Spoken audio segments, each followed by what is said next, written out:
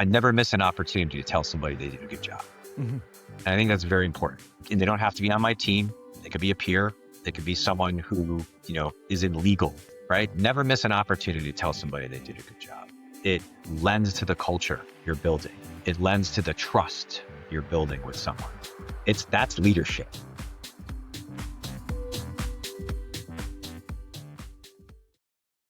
And welcome back, everyone, to the Coachful Coaching Leadership Podcast. This is your host, David Fung. I'm an executive coach and the founder of Coachful Coaching, and I help leaders get out of their own way and get unstuck. And today I am here with my friend and ex-colleague and guest, Mr. Matt Martocci. Matt Martocci is the Chief Commercial Officer at a company called HC1, which he'll talk a little bit more about in a minute, where he leads the sales and marketing and go-to-market efforts and helps drive the company's market growth and strategic partnerships.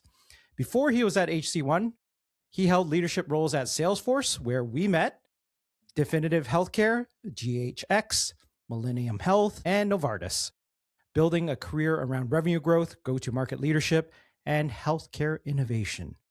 So, Mr. Matt Martocci, and I said your last name correctly this time, right? So, yes, for the longest time, and you're so polite. I used to call you, hey, Matt Martocci, and you never corrected me. It's funny, David. That's the Italian pronunciation, right? So there is nothing to correct. If you were asking me how to pronounce my last name, it's always been Martocci. That's what Grandma kind of softened it to, back in the day here in Connecticut, where the rest of the Italians live in the U.S. Yeah, that's the origin story right there of the last name, not just my career. But yeah, thank you. How long, I guess, when did your family immigrate to the United States? We've been here a while. So it was both on both sides, my great grandfathers. Oh, okay. Great grandfather. Safe to say late 1800s, early 1900s? Yeah. I even have both of their naturalization certificates from Ellis Island. Wow. Okay. That's pretty amazing. Yeah. I've actually tried searching up old. I don't think they keep great documents here in Canada. Like early last name Fung, right? Yeah. There was probably one bro from the 1920s or 1910. I can't remember what year it was, but I don't think the records are good. And second of all, you probably bought the papers from someone else to come over here, for all I know. So Who knows? Well, Matt, thanks for joining me today. I did a brief introduction of you and just talked a little bit about your role as a chief commercial officer right now. Maybe just start off by explaining, what do you do right now at work? And then we'll also dive a little bit more into who you are. Yeah. So currently at HC1, I started as the chief growth officer and then got promoted to the chief commercial officer this year. It's been a great project so far. I was so excited to join HC1, not only because of the product mix, but really the executive leadership team. It's been a great journey so far, it being led by Bradley Bostic, our CEO and founder, and then all the way down the line, everyone is contributing. We're a small company, 100 people, right? And we focus on three things: people, process, technology. And where our products mostly take root is in the hospital lab, which, David, is often overlooked, right? If you wanted to find your way to the lab, you go to the basement, you follow signs for the morgue, and it's usually right across from there, right? That's usually... and there's the IT guys down there too. Procurement as well. Procurement is in, down there too, right? I know this very well. Spent a lot of time in hospitals throughout my career, but the hospital lab is kind of the epicenter, if you think about it, right? It's used every day by almost every physician, nurse practitioner, PA, and there is a wealth of knowledge there, but also patient treatment. So one thing that we're really focused on is closing gaps in care. So closing those gaps in care is really done through the hospital lab. We have a number of different products that go through there, all the way from, a management tool for your lab, which can called Ops IQ, which we create dashboards to show you usage. There's a product in there which is, to show right patient, right test, right time. So really educating the clinicians on that as well. And then on the clinical side, we have a clinical IQ product. Now, clinical IQ in its infancy stages is blood management within the hospital. As you know, it's a commodity, right? Blood is a Hmm. commodity. It goes Yeah. bad. It's a precious material. But also the part of that is anemia identification. So through clinical IQ, we can help identify patients who have a predisposition to anemia prior to surgery, as well as like pregnant moms prior to that third trimester, which is a risk factor. Yeah. So, and there's Yeah. a, Yeah. For the non-medically inclined, can you just talk about what anemia is and what's the risk there? yeah. So anemia is, you could lose blood. The easiest way that you can lose blood faster than anyone else, right? Hmm. Let's say, I'm sorry, David, you hurt your knee, right? And you're on the table and they're going to give you transfusion because you're losing blood faster than, your Mm. clotting working as fast as it normally would. Yeah. And so what we do is we flag those patients 6 weeks in advance when the charge nurse goes in there. See, like I have David Fung coming in 6 weeks. We use, based on our proprietary algorithm, your lab results, your previous lab results to determine if you have a predisposition to anemia. You get flagged, and then the charge nurse says, David, need you to go get tested. And so the big ramification of that is that now we've identified it. The charge nurse and the surgery is notified, because if they don't find out and you're on the table, now you're taking up a bed in that hospital because they keep you 24 hours and they weren't counting on you taking it. This brings up a wider point around healthcare in general. Healthcare has traditionally been about reaction, right? You have a symptom, I'll treat the symptom, go home, right? It has been not very good at prevention. Both, in this case, like this is still like, hey, let's make sure we don't have someone bleed to death on an operating table, but just overall prevention, like healthier, being healthier. Like, honestly, if people were more conscious about their time in front of a screen, how much walking they do, what they eat, and not making excuses for all that stuff, right? And just doing it no matter what.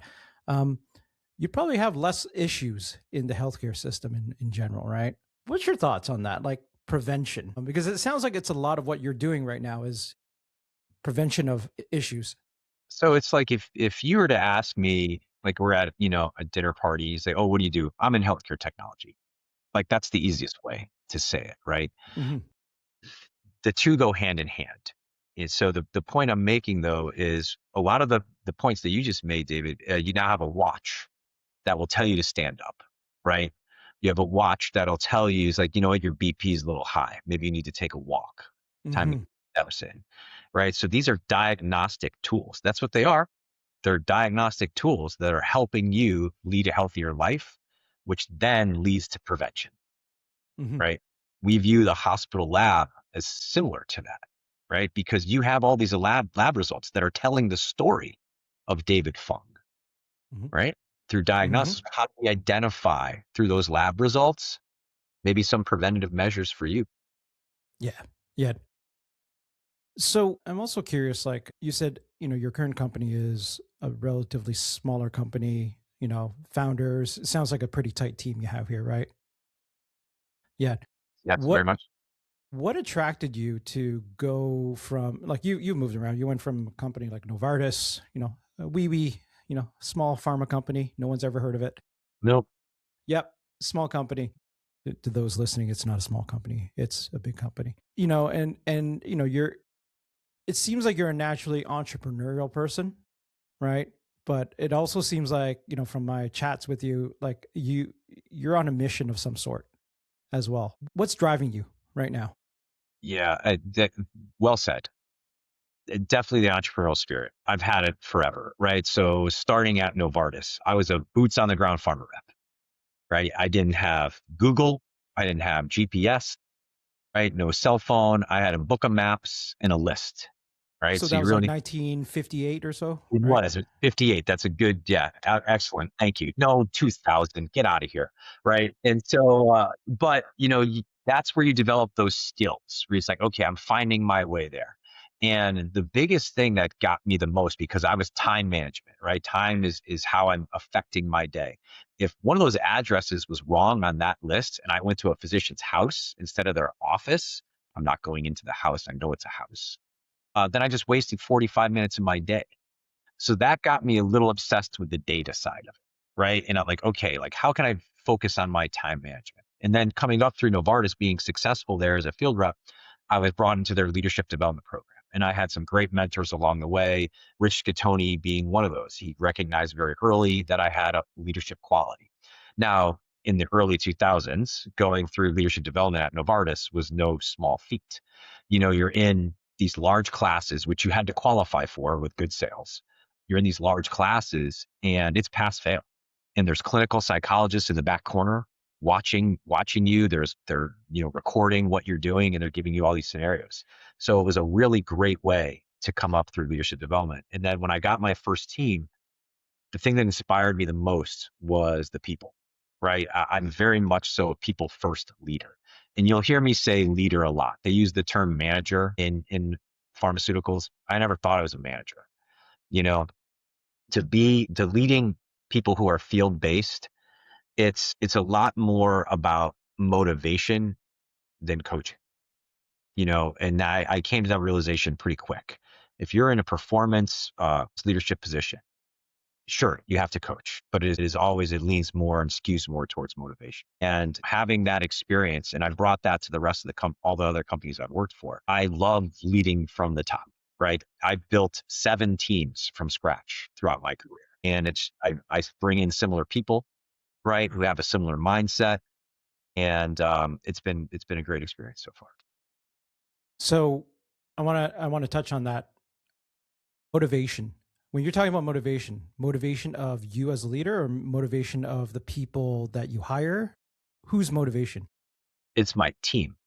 So the people who are a part of my team, who report to me, my peers, people who support my team, you are a leader of people who supported my team at Salesforce, right? I did just as much work with your team as I did with mine, because we're bringing everybody into the same culture. We're bringing everybody into the same direction. But you're also dealing with a job, right? We've taken a job, we have this career that has a scoreboard, Mm-hmm. right? We have a scoreboard and you hear no a lot more than yes. And that requires me as a leader to keep them motivated on what's focused in front of them, what they've done a good job of building, and how to close and advance these sales. Yeah. I'm curious about that.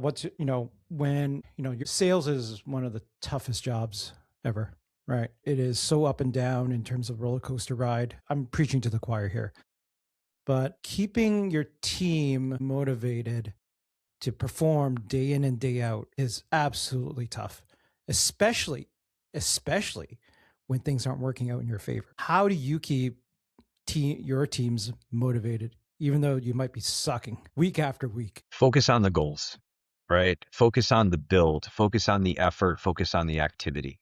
So let's start with activity. Activity drives the train, right? If you could have 6 to 10 meetings a week, like the bounces are going to go your way. You're going to influence, right? So start with activity because you can control that, David, right? You can control how busy you are. And that leads into the goal. What's the goal? And then if you're on a quarterly basis, break it down to monthly. If you're on a monthly basis, break it down to weekly. It's like, did I perform this week? Did I do what I wanted to do? On my one-on-ones I have every Friday, we talk through what's happening next week. What are the meetings you have? What's your goal for that meeting? Right. And then the motivation comes from kind of this medium now that we speak to each other on, right? How can you be how can you be the meeting that they remember that day, the person you're Mm-hmm. talking? Because they have meetings all day long, just like you and I do. Like, how are you going to be Mm-hmm. the one they remember that day? Not even did you accomplish your goals first and foremost, but how are you going to be the one they remember that day? So a lot of the motivation comes from what their personal goals are. You need to find those out, right? What are their personal goals? What are their activity goals? Of course, their sales goals, and then really like what are they working towards? Yeah. How do you stand out and be memorable in in another customer's calendar? 15 meetings a day, little meetings in the hallway, phone calls here and there, right? How do you make sure you stand out?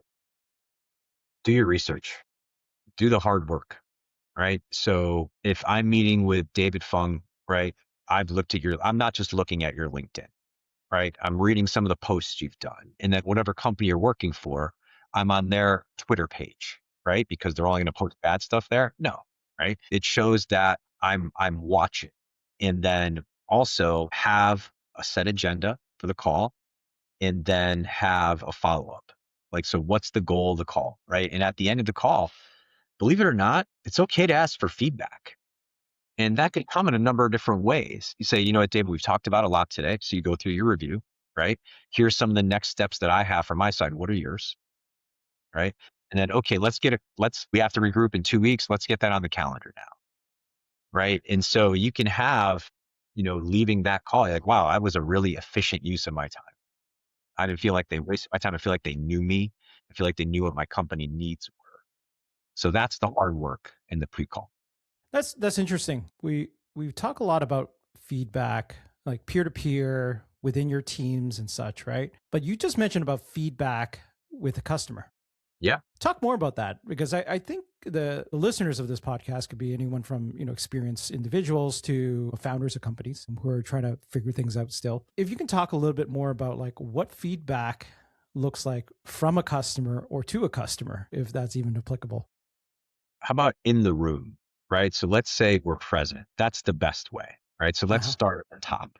Okay, we're in the room, we're on site, we're in a conference room. It's going to have a whiteboard, right? So practice active meeting skills. So what I mean by this, before we go in, have assigned roles. So for me, if I'm the leader there, I'm coming into the conversation here and there, but I have the ability to stand up and write things on the whiteboard. So going into the call, if we come up with, like, let's say a parking lot, right? It's like, we don't know the answer to that question, but we want to get it, put that on the board. If there's a goal that comes out, put that on the board. If there's a next step, put that on the board. So right then and there, you have a visual of everything you're talking about in the room at the same time. So that's instant feedback right there. So at the end of the call, end of the meeting, I could say, David, we talked about a lot today, right? Do you believe this captures everything we've talked about? And actually something's missing. Great. What is it? Okay. Do you feel like this was a good use of your time? To be honest with you, it's okay to say that. Okay to say that, and then have, open-ended questions. Some of the worst questions you can ask a customer, a prospect, or even, a peer is a yes/no answer question. Ask a question that they have to give a response to, because that shows, once again, meaningful impact. Yeah. When it comes to feedback, I mentioned this to you before. Like, I noticed when I was working alongside you, you weren't just quick to point out the things that weren't working, which is good, right? Be clear. That's kind. But you were always quick to point out the great things too. You didn't keep that to yourself for long either. I follow, everyone has kind of a mantra, right? And I never miss an opportunity to tell somebody they did a good job. And I think that's very important. And they don't have to be on my team. They could be a peer. They could be someone who, is in legal, right? Never miss an opportunity to tell somebody they did a good job. It lends to the culture you're building. It lends to the trust you're building with someone. That's leadership. Yeah. I want to sit on that a little longer, and here's something I've noticed over the years, especially when, go-getters, A-types, performance-driven businesses. And these individuals are very internally motivated, right? A lot of times what I've noticed, not all, but a majority of individuals are chasing the next goal. They've hit a goal, they've surpassed it, they're chasing the next goal, and they're forgetting along the way in that journey to say some of the good things to people and to themselves. Yeah. To themselves, especially. Right. But they are very quick and they hang out in oh, this is where you suck. This is where you went bad. This is where I went bad here. And they wallow in that, that valley of things that they didn't do right. My question to you around that is, how would you encourage or motivate team members who probably wallow in that I suck, I did this wrong too long, and actually spend a little more time, like you close a big deal, spend a little more time in celebrating some of the great things you did, right? How do we do that?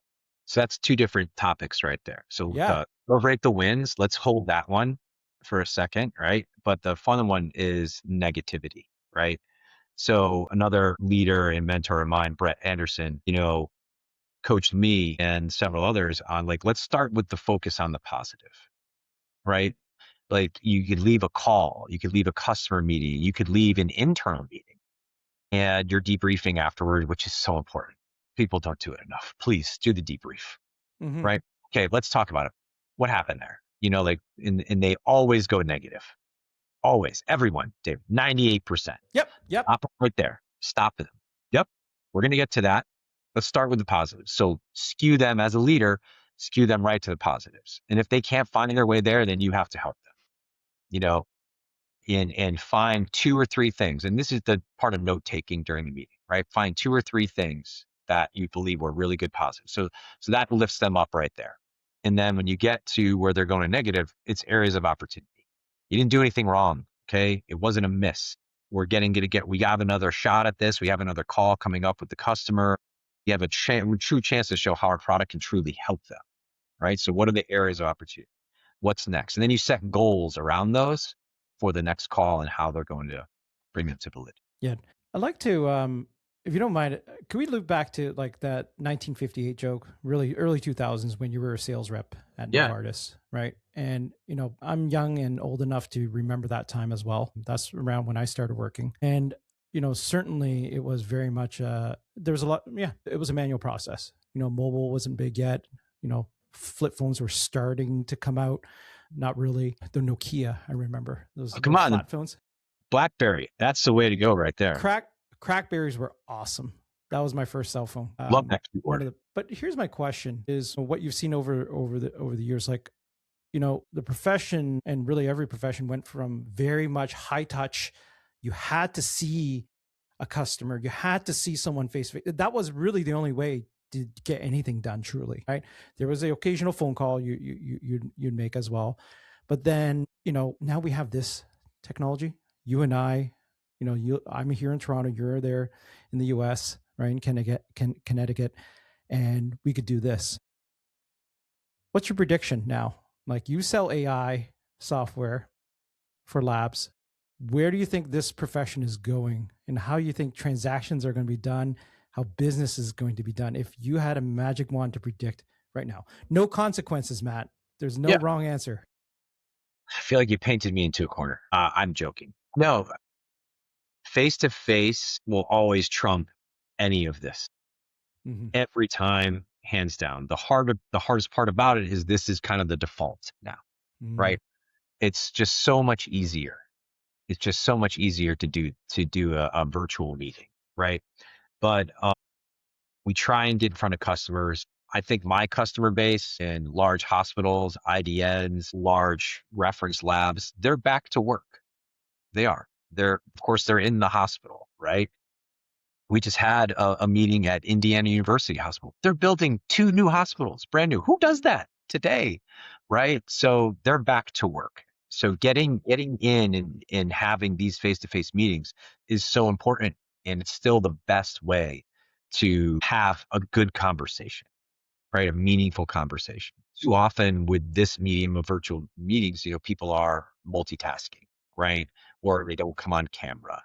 And so I don't think this is going away. I think we're still going to be 50 to 60% virtual. But if we can get and skew towards that 30 to 40% face to face, I think that's very important. My company, HC1, is hosting in May a innovation summit. It'll be the second year that we've done this. And we mixed it up. 0 PowerPoint. We don't have any PowerPoint. So for our keynote speakers, it's group conversation, and that landed extremely well in our feedback. That's wonderful. I'm attending. I'm starting to attending and speaking at some the conference circuit right now, and I've noticed some conferences where they've skewed it towards it's. If you use slides, Yeah, slides are on. Each slide is on the screen no more than 15 seconds, and then they move on. really. So it's Yeah, kind of like a shot clock. It's a shot clock, and they it's just a keep. shot clock. You got to You keep have up. 5. Yeah, basically, Matt, you have 5 minutes to get your idea across. You could use slides if you want, right? But the slides will rotate to the next one every 15 seconds. Yeah, So it's awesome when you actually listen to those talks. I yeah, would argue there's many of them are even better than some of the TED Talks I've listened to sure. because you have to get your point across fast and clearly, right? And quite frankly, Our attention span's gone, David. It's gone. Our attention span is gone, right? And I have to coach. I have to coach my squad, my team. I'm like, listen, man, if you're gonna go 90 seconds of talking, you have to pause. You can't go more than 90 seconds. Please don't go more than a slide or two slides. I'll take it. Because you're gonna lose your audience. You will. You're gonna lose your audience. ADHD. Yeah, right. Like I'm all over the place. Like I want my focus to keep me engaged. Oh, That's another mission through this medium, right? Is how do you just be the call that they remember that day, but how are you engaging? What are you doing to yeah, bring people in? yeah, yeah. Engage here. Yeah, and it's interesting to see how these same individual engage people face to face as well. Yep. Yep. Are they Yep. I do want to go something? back to one topic you Yeah. brought up before, which is a trigger for me is celebrate the wins. Mm, It's not something we do enough, and we have all this technology to do it, right? So as leaders, don't ever miss an opportunity also to celebrate the wins. And that could be anything, right? That could be a birthday, right? That could be just a job well done and a shout out. And that could be a deal closing. It could be could be a customer impact story. And as a leader at an organization, that we have Slack, right? So we are heavy users of Slack, and we have a channel dedicated just to celebrating the wins, right? So that's wonderful. Well, last couple questions for you. yeah, sure. Number one is you talked about mantras. Yeah. When you think about life in general, what's your mantras? Oh God, be present. That has to be for me. I'm lucky enough that I have, we have a family of five. My wife and I have three kids. They're active. I have a daughter going to college for the first time in the fall. Um, my wife said to me the other day, she said, we have 4 months left with her. And what? How did that, so be present, right? Just be present when you're there, right? We all have so many distractions. I'm distracted plenty. So I do have to remind myself and stay focused on being present. Okay. Last question for you, Matt. Um, what is one piece of advice you would give everyone here listening on how to bring a little bit more joy into their hustle? Keep it simple, right? And so we all have these KPIs that we're driving towards. Lead the person, not the drivers. I think that's is the most important thing for me is I have on my team, I have several different personalities. And I've learned over the course of the year plus that I've been here what motivates them. What are certain drivers that I can click in on, and then how to break through. And until Mm, you learn that, then your EQ isn't going to be as high, right? Your emotional intelligence with that. So just trying to focus on that to help motivate them to achieve their goals. all right. Very good, sir. Well, thank you very much for sharing that bit of wisdom, bit of knowledge there, my friend. If people need to find you and see what Matt Martocci is up to, what's the best way to find you? LinkedIn, I'm active there. Best way to message me there, and that's the best place. All right. We'll put that in the show notes. Well, thank you, Mr. Matt Martocci, for joining me here today. Good to see you again, my friend. Got it. Thanks for having me, dude. As well. Yeah. Appreciate it. Yeah. Yep, not a problem. And for everyone else listening, if you like this episode and you finally got to the end here, please like, subscribe, and smash that love button on YouTube, Spotify, and Apple. We'll talk to you all soon. That's a wrap on this episode of the Coachful Coaching Leadership Podcast. I'm David Fung, and my mission is to help leaders grow, lead with impact, and build thriving teams. If you found this valuable, subscribe, leave a review, and share it with a fellow leader. Until next time, keep leading with purpose.